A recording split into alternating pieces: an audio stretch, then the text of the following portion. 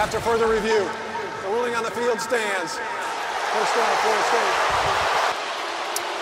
A tremendous catch. You said he used that 6'7" frame, those big hands.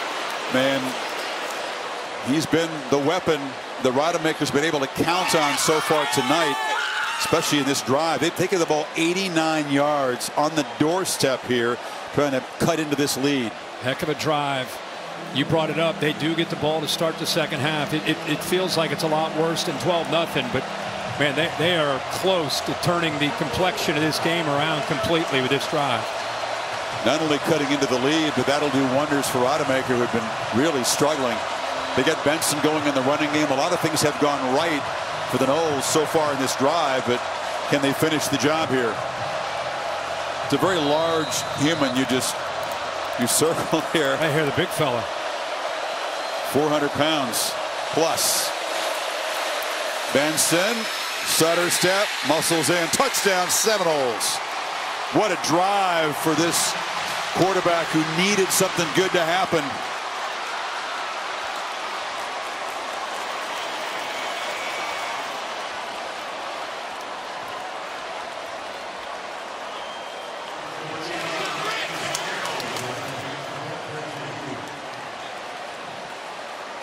.90 yards, 10 plays.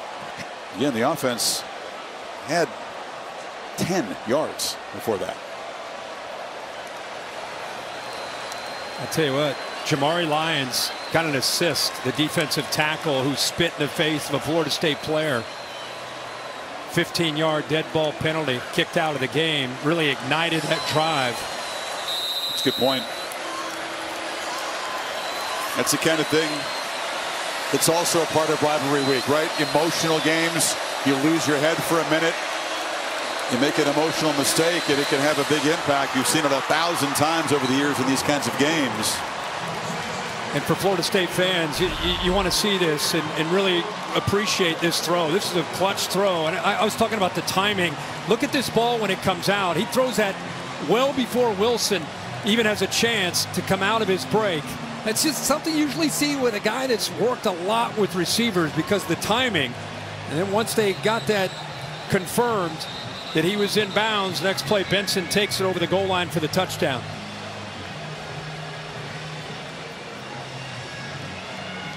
Well, Benson was going backwards with his first couple carries tonight and got going a little bit in that drive. And as you said, the Noles a chance to build a momentum coming out of the locker room after halftime. Noles, by the way, that nice throw we showed there, that's the first third down conversion they've had after missing their first 4. Look at those first 4 drives. 13 plays in that last drive, 10 for the touchdown. I was wondering what the school record was for fewest yards in the first half, because 10 would have been in the mix. Yeah. Tomorrow, Sunday NFL Countdown. All access with Patrick Mahomes and C.J. Stroud mic'd up. Top plays from the backyard turkey bowls across the country this weekend. Maybe you submitted one. And this week, Monday Night Football in Minnesota. NFC Norris. Bears, Vikes, 8 Eastern on ABC. ESPN and Deportes. It's a tribute to Boomer there. Yeah, Norris. All right, so Max Brown with 26 seconds. It's been a positive first half for the sophomore. I think he would just hand off here, not make a mistake, and then get to the locker room with a 5-point lead. Verse has been a nightmare, really. Gets in there and mocks the Gator chump after making the tackle behind the line. They got all 3 timeouts. Mike Norvell's saying, you know, let's at the very least make them punt the football if they can get 3 straight runs and 3 stops. Well, what a day it's been. Michigan took care of business in the Big House, booked their spot. They're a win over Iowa away from taking a commanding seed in the college football playoff. But Alabama needed a 4th and goal from the 31 touchdown pass after Milroe had lost his mind on the play before. Yeah.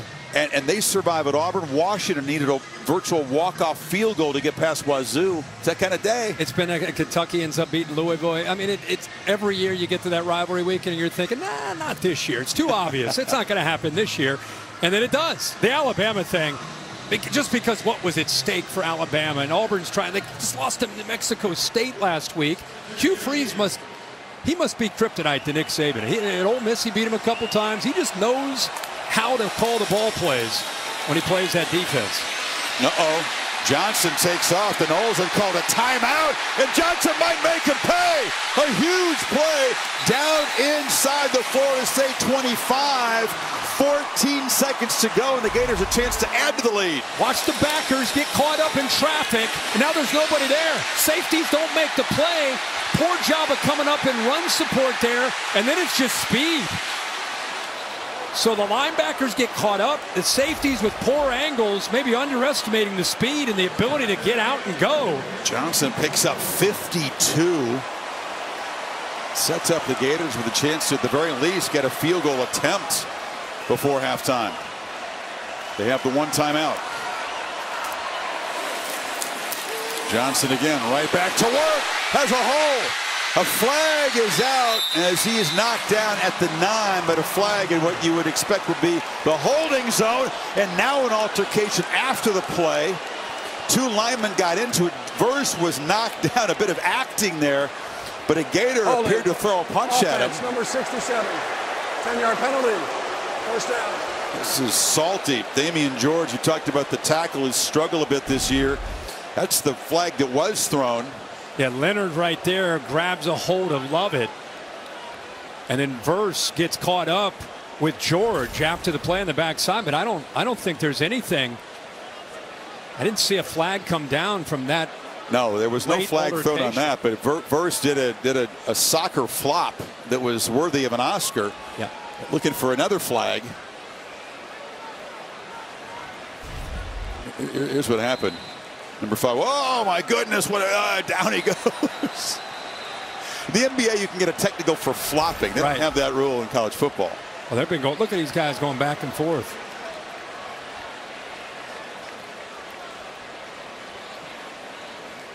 So a timeout on the field, just 3 seconds. The Gators will pay the price for that sack that knocked them way back.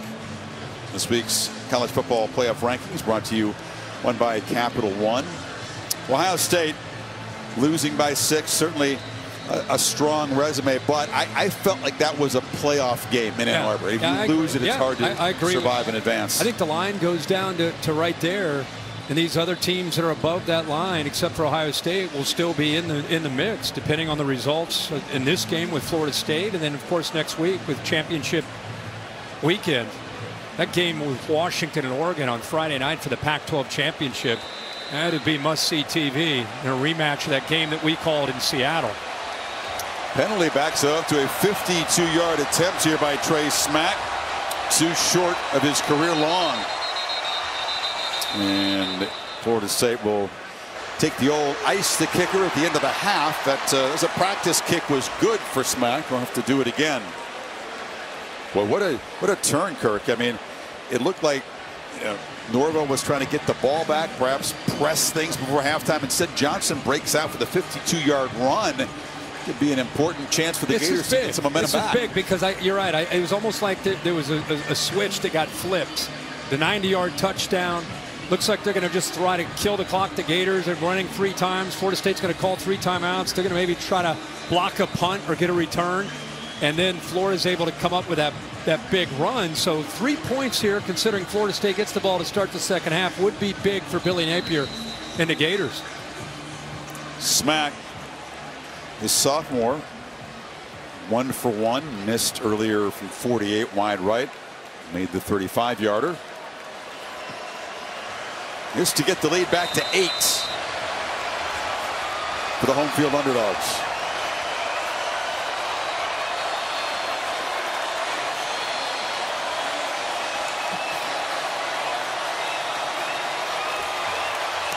Kick is away, and he missed it. This time he hooked it wide left.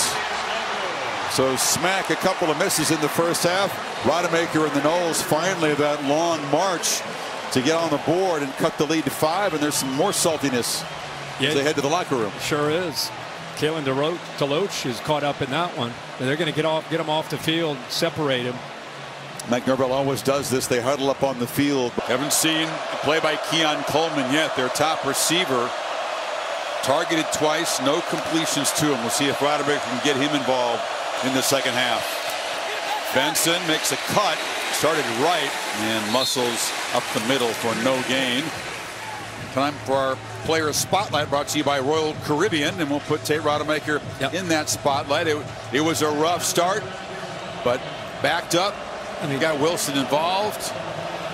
Look at that. He wins a cruise as the Royal Caribbean players. Not really. 30 yards in the first 4 drives, then he puts it together. Kept his composure, man. Again, son of a coach. Very low-key personality would serve him well in this situation. That's Coleman motioning across on 2nd and 10. Rodemaker has a clean pocket and launches downfield for Coleman over his head. He was well covered by Devin Moore, whose return from injury tonight has been important, but now Moore is slow to get up. And Moore is holding his own, and I didn't really look to me like Keon Coleman gave up on the route. Watch him at the top of this route. He starts to slow down there. You see that? Just a little hesitation affects the timing of that. Moore is still down, but Moore was in pretty good position in coverage there, but it's not looking good right now. Talking about Keon Coleman, he's number 8 on Mel Kiper's big draft board. And after Marvin Harrison Jr. and Rome Odunze, he's the 3rd rated receiver, hasn't gotten involved, and it looks to be let out of sorts. Yeah, and again, you see him communicate. I don't want to speculate there. I don't know if he's talking about the lights or what it was, but he definitely slowed down. They had a chance at a big one there. If he goes full speed and goes for that football, there's Moore walking off. He's by far the most targeted receiver on this team as Moore makes his way to the sideline. Holly, what do you have? Well, guys, Mike Norvell said that they got into a rhythm finally on that last drive where they scored because they eliminated the negative plays and the penalties. They finally got some rhythm, finally got some time of possession by eliminating mistakes. He also said that they have got to do a better job playing with a little more urgency. Tate Rodemaker got to speed up the operation just a little bit, play faster earlier in the possessions, and you saw them throwing some tempo on that drive as well. Yeah, Holly, I think that's great. You go a little bit up tempo. That can really allow a young, inexperienced quarterback to be able to not think as much and play faster and get that defense on its heels. E10 on 3rd down, didn't have a conversion in the first half until that throw to Wilson down near the goal line. 4-man rush, time across the middle. It's Wilson again, makes the catch and makes the first down. He took a shot right near the marker, spun free from Jaden Hill, and moves the stick. He's going to work from here and work across. He gets underneath the safety and linebacker, and then the ball gets on him and allows him to protect himself. The big man at 6'7" makes that play.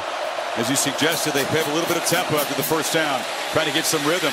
Right back to Coleman. Coleman, his first catch is a big one deep into Florida territory, a 24-yard gain. You know, maybe as he was talking to Holly, one thing he forgot to mention is, hey, we're going to attack the interior. We're going to go after those linebackers and safeties because back-to-back plays there, one to Wilson and this one to Coleman.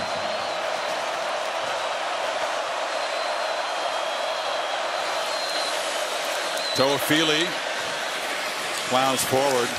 A lot of quarterbacks that don't have a ton of experience, Kirk, why is it that up-tempo seems to suit them? Is it less time to think, maybe? Yeah, it creates a rhythm, and it takes away, it allows your brain to be able to think faster. The ball gets out quicker, and I think the defense, their initial reaction to that is they lose their aggression. They kind of get on their heels, and it gives you a lot of confidence. I think the quarterback, he allows them to see it much cleaner. Well, he wants the operation to speed up. That's what he told Howling. It has been a very efficient opening drive in the 3rd quarter. Benson has the football, runs through tackles. Trey Benson to the secondary. Trey Benson to the end zone. And the Noles claim the lead on a 36-yard run.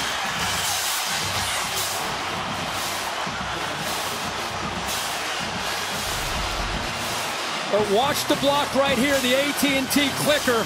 Really good job by Emmanuel being able to help out in a stretch play. You got to climb up to get to those backers.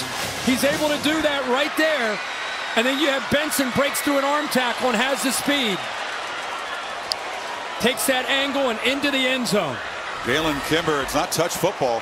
He did reach out with a couple hands.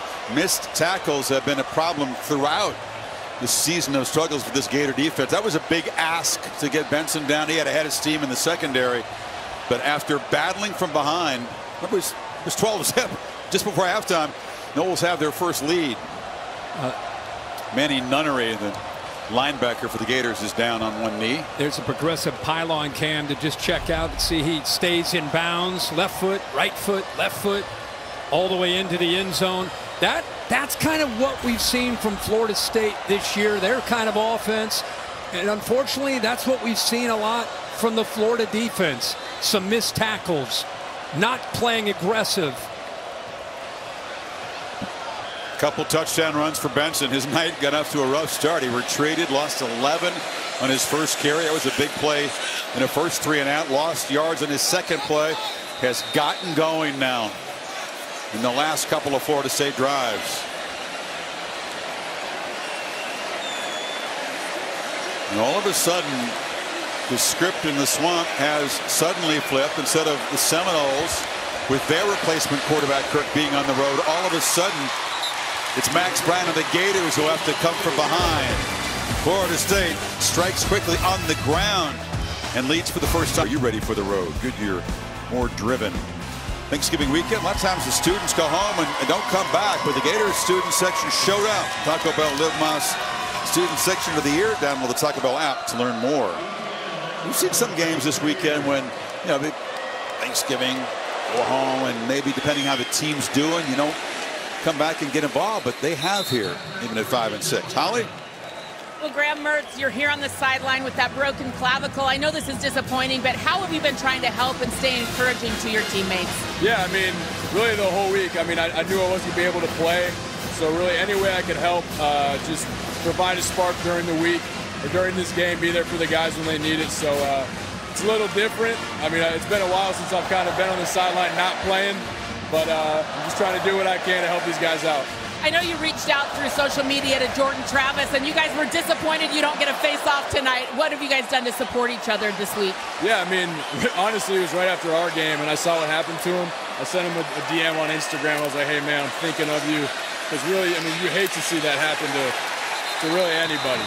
And my big thing to him was, look, we can't play, but we got to be great leaders this week for our team. So, I mean, I'm thinking about him. I'm praying for him. I hope I can see him after this. All right. Thank you, Graham. Appreciate you. Two class guys who handled deeply disappointing injuries as remarkably as you can. I wish I had that kind of poise and perspective at their age, frankly. Yeah, no doubt about that. And it's great to see, of course, what you'd expect from a leader. He's trying to do the best he can to help out Max Brown. The Seminoles starting to take over the swamp. This is a big answer from Florida.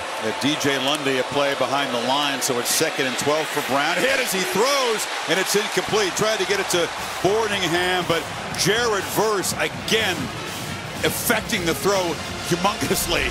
Yeah, it's a move from, you'd see Fisk move to the inside and opens up a clean path for Verse to be able to come right there, just affect the vision, and he got the ball out, but he felt 5 closing in on him. Now it's 3rd and long, exactly where you don't want to be against this defense with an inexperienced quarterback.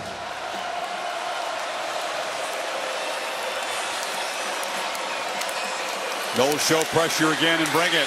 Brown this time delivers a throw over the middle, and it's caught for the first time by Ricky Pearsall. The top receiver on this team finally gets a touch, and it's a big one to the 40. Let's give credit here to the running back, because without this pickup right here, he doesn't have the time. He does a nice job. We just said, not where you want to be as an inexperienced quarterback. Saw that pressure, stepped up, made an accurate throw to give Pearsall that chance. 17-yarder gets him within 35 of 1,000 receiving yards for the season. This is their last game if they don't get the win, and it's been a long time, 21 years since the Gators have had a 1,000-yard receiver. Johnson, a big gap. Knocked down inside the FSU 40, got 21 more. Well, let's watch Jake Slaughter. We've said his name a lot when they've been able to hit a run play. Watch him clear this out. Off to the right, work that double team. It just opens up. It's a duo play. We have a couple double teams. Linebackers cleared out. The eye candy with the pre-snap motion there with the jet sweep, occupying some of the eyes, moved the defensive back. Just nobody there after that double team opened it up. Gators led throughout, and then 2 touchdowns within 3 minutes of clock play. Put FSU on top. Now the Gators trying to respond here. Impressive start to the drive. Johnson again. Lowers the pads, picks up 4. Tatum Bethune met him. Again, I'm just shocked. We've talked so much about Jordan Travis and how it's going to impact their own offense, but we haven't spent a ton of time telling people about how tough it's been for this Florida team to get a lot going on consistently with this offensive line. They've had injuries, they've had concerns, and quite frankly, tonight at times they've gotten beat in the inside with Fisk and Farmer off the edge, Payton and Verse. But when they've needed it, they still have been able to find some creases to hit some big plays. Johnson again. This time there wasn't much of a crease. He works for 2 yards before Deloach gets him down. It'll be 3rd down at about 3. Again, it's hit or miss, right? It's either there's no one there and look at that hole, you and I could run through it, or it's somebody's able to get penetration. This time it's a blitzing linebacker, Tatum Bethune, who blows that play up. So it's been feast or famine for this run game, and Montrell Johnson's had a pretty good night running the football. He's averaging over 7 yards a carry. You see if they feed him again, Kirk, or trust Brown to throw it. He's been efficient throwing the football on 3rd downs. Gators have converted 6 of 10.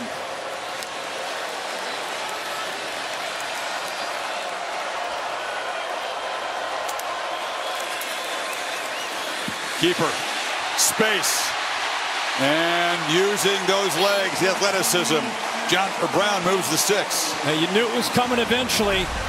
Florida State, he's reading the defensive end right here, Patrick Payton, who collapses down because of the threat of Johnson. Pulls it. Now look at the space out there. And if that defensive back to the right there, 23, Cypress, would have closed in on him, he could have flipped it out to the flat. So with Florida State, once they collapsed down on Montrell Johnson, they were in no man's land and playing at the mercy of Max Brown. 8th play of the drive that began at the Gator 25. Pressure up the middle, around the end is Wilson. Trey Wilson gets 1 block and then gets slammed by Renardo Green to the turf. It's a cornerback who's not afraid of contact. And Green not only tackles him, steps over top of him, and has a few words for the Florida sidelines. So anytime that happens, you're going to get some emotion fired up. That's a true freshman, Eugene Wilson. You and I had the Gators out in Salt Lake City, and they were talking and bragging about his potential, what he could do. It's a veteran taking on a young freshman and just body slamming him and then letting him know after the play, stepping over top of him. And I think that's what got, obviously, the freshman fired up, and I don't blame him. It's Orlando versus Tampa there. A couple of the many Floridians in this game. Johnson, who comes from Louisiana, is swarmed after not much, and it's going to be 3rd and 7 here. They're just trying to pick up some positive yards here to try to give them maybe more of an option with this playbook on this 3rd down. Kind of a conservative approach, running back into the boundary. Napier slowing things down. They're taking their time on this 3rd down call. Remember, they've missed a couple field goals. Smack is in range, but he's just 1 for 3 tonight. Here's Pearsall right here. Montrell Johnson split far to the left. Brown takes off again, slips a couple tackles, slammed down at the 20. Shaheem Brown has had an active night, and here comes the field goal team. They spread that defense out. They try to get the matchup with their defense, the offensive line against the defensive line, but watch how quick this defensive line is able to get around blocks. And once you have a disruptor like that, you get into the backfield, it makes that quarterback have to go left and right, and the safety is able to come in and make that good play.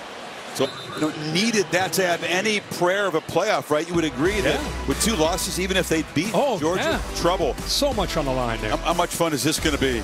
We were there in Seattle for round 1. Ducks, Huskies, the rematch for the Pac-12 championship in the final year of the league, and probably a CFP spot. Yeah, either team. Absolutely. And with Ohio State losing, they're going to both move up in the rankings. I mean, that game that we had in Seattle in the middle of October, that was when you left the state. I remember talking to you and I said, man, can you imagine if these 2 teams survive and get to Las Vegas and have a rematch? Boy, it's going to be a showdown Friday night. Cam Lewis missed a field goal barely that would have forced overtime. Short week Friday night. Trey Benson knocked down Oregon by playing last night as an extra day to recover. Huskies had to go to the wire today to beat Wazoo. A factor they have one more day to rest and prepare, do you think? I don't think. I think these teams know each other well. The preparation, I think, you just got to get some rest. That'll be a big key. Now Rodemaker, they lose a yard on first down. Knowles behind again. Coleman's in the backfield for the moment. Toafili is in the slot to the right. This is a wrinkle. Coleman could do a lot of things. He comes out of the backfield. Rodemaker taking too much time, and he'll be swarmed at the 15 by Desmond Watson. 400 pounds got home. And that tells you what kind of coverage it was downfield. This is a 400-pounder. It's a big circle. Watch this big man. He pushes, has to step up, and 400 pounds brings down the quarterback. Great play there. When he gets his hands on people, that's what happened. He just slings them down like they're kids. Good for the big man there. Usually known as a run stuffer. That time, beneficiary of pressure off the edge. Let's not cheat him at 39 pounds. He's 4'3'9" on the scale. 3rd and 20, clock winding down. Are they going to have to spend a timeout here? They didn't get it off. That's going to be a delay of game. Crowd becoming a factor. I go back to Holly's report, what Mike Norvell said, clean up the operation. Prior to the snap, delay of game, offense, 5-yard penalty, 4th down. Yeah, they showed that on that first drive and what they did, and now they get behind the sticks. There's the play clock, lack of awareness just from a quarterback that hadn't played a lot. Sideline decides to let it go. They don't call the timeout, and then you move them back 5 yards, and now, of course, you're thinking, quick throw. You know, they've thrown a couple of those quick throws when it's been expected, and then the Gators have come close to picking those off. The band in the student section breathing down his neck. Rodemaker steps up and looks for Coleman downfield and threw it into a very risky situation. Jason Marshall was there. Coleman actually broke it up to prevent the pick. Well, there's pressure again on the quarterback, and I think that's what affected him. There's Austin Armstrong fired up. Quarterback gets hit. He can't get a lot on the ball. You're right. Coleman coming back almost makes a catch to be able to make one of the great plays, but unfortunately not able to do that for the Noles. How about Marshall? The position he put himself in, he gets his head turned around, so no contact, no concern for interference.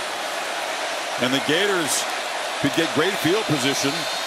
Mastromano rolls out. It's a high, short kick. Pearsall makes a fair catch at the 45. And Florida got to pull up an upset in the swamp. We'll get the football back. There is a flag down on the punt. Let's check that before we take the break.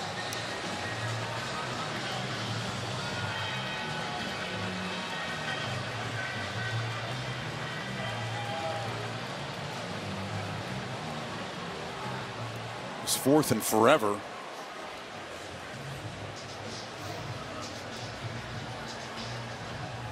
Conversation here about perhaps where the spot of the foul is. There was some action out of bounds where a player went after, he knocked the guy out of bounds and went after him again. So it has to do with something that happened out of bounds. So that's a dead ball. So depending on which way this goes. It might have been while things were still live. Yeah, I see it now, Bill, with the gunner. But a personal foul type of situation? Personal foul. Blocking while the player was out of bounds. The penalty being forced from the end of the kick, 15 yards. 1st down. So the Gators keep the ball. It was while the ball was in the air. Norvell getting the explanation. It'll cost them some field position. Back the ball up. Kirk in this. There's been a top 10 team against an unranked team. Only once has the unranked team actually pulled the upset, but there's been a lot of close games and situations just like this. Jameis threw a bunch of picks. They had to survive. Yeah, I remember that one. Like in 2014. Etienne off the left side picks up one.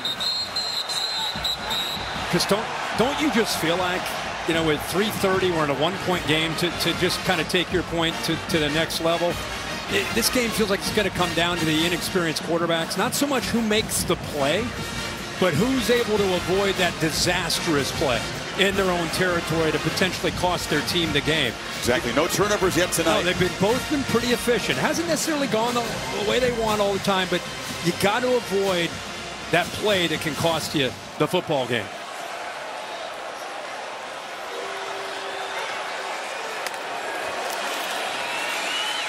Brown to the edge, a completion, but flying up there is Jerry Jones, one of the best playmakers on this defense. It's a loss of 4. I love how he reacts to the motion. Watch his head get on a swivel. Right away, he sees that and he jumps it. He knows that when that big tight end came in motion, they're trying to get the big man out in front because they want to get the ball quickly out to ETN because they want to use him as a blocker. But when you react that quickly, that totally takes away that threat. And that's just an athlete making a play out in space. So here's one of those situations, Kirk, to your point, you got to be careful if you're Brown. 3rd and 14, you figure Adam Fuller might dial up some pressure here, take time away from the young quarterback. They do bring pressure. He escapes, sidesteps the tackle, which brought down much too much to gain to pick it up with his legs right there in his 4th down. Yeah, they ended up rushing. They brought the linebacker there. Doing a good job on these 3rd downs, especially from about the middle of that 2nd quarter on of throwing different twists and moving people, linebackers and safeties, trying to affect his eyes and confuse him the best they can. Here's the thing, Joe Kirk, in a one-point game, will the trend continue or will it be reversed? Because the Noles are used to pulling out close games. They had a battle at Boston College, overtime win at Clemson. Had to make a pick to clinch a tight game against Miami. The Gators have let close games slip away frequently. That's a booming punt, but it's too long. 68 yards in the punt into the end zone. Quick word now from Verbo. It's your very own safe haven. Deep behind enemy lines. Verbo. Football away, baby. Seminoles trying to protect their 17-game winning streak, 2nd longest in school history. The CFP chances in the balance. Important perhaps not just to win, but also to look like a playoff team in the last 16.5 minutes here. Benson breaks a tackle. Trey Benson is getting going now. Gains out to the 34, picks up 13. Chris, you're going to love this. The counter play, you get both the linemen pulling around. Watch the patience here by Trey Benson. Almost looks like he's giving up on the play. He's just waiting for those blocks to establish themselves, and then he accelerates. Really good job. Instead of just banging up in there, he waits for the blocks and then gets behind them. 3-man rush gives Rodemaker lots of time, but the ball is batted down at the line of scrimmage. Cam Jackson got a hand on it. Big man. You don't see this kind of length in the interior, but the big man at 6'6", 206 or 360 pounds. Look at this big guy. Taking on a double team, he can't get there, so he shows that athletic ability by getting up to knock that football down. It's pretty good elevation for a 360-pounder. Sure is. Yeah, 3 on 5. You don't figure to get the sack, but he affected the play. Final minute of the quarter now. Rodemaker faces a 3rd or a 2nd and 10. Play clock. You're going to call timeout. They've had 3 delay of games. 1 was on that fake punt. Spoiled a big play, but understandable. You know, Rodemaker dealing with a loud part of the stadium here. This is fascinating. As you said, it's a tight game. Both quarterbacks have avoided the disastrous play so far, but it's kind of white knuckle time. It is, and you got a couple guys that have a different approach and what's at stake for Florida, what's at stake for Florida State. And the whole country's watching Florida State. Everybody wanted to see Tate Rodemaker and see how he would be able to play, stepping in for Jordan Travis. And right now he's doing everything that he can. We talked about he needs help. They've been able to get Benson going. They've been able to get the ball out to Coleman and Wilson. But it's latter part of the 3rd quarter and into the 4th. It's not just about making plays. It's about trying to be efficient and playing smart. It's a pass offense that with Travis in there averages 290 per game. Just 108 passing yards so far. Play fake. Ball down the middle. High throw, incomplete. Wilson tried to go up. Jason Marshall in coverage. He's trying to feel these linebackers. This is an RPO, and he's kind of feeling this space right here. If those linebackers run with the run game, you pull it. Now you throw the glance route right behind it.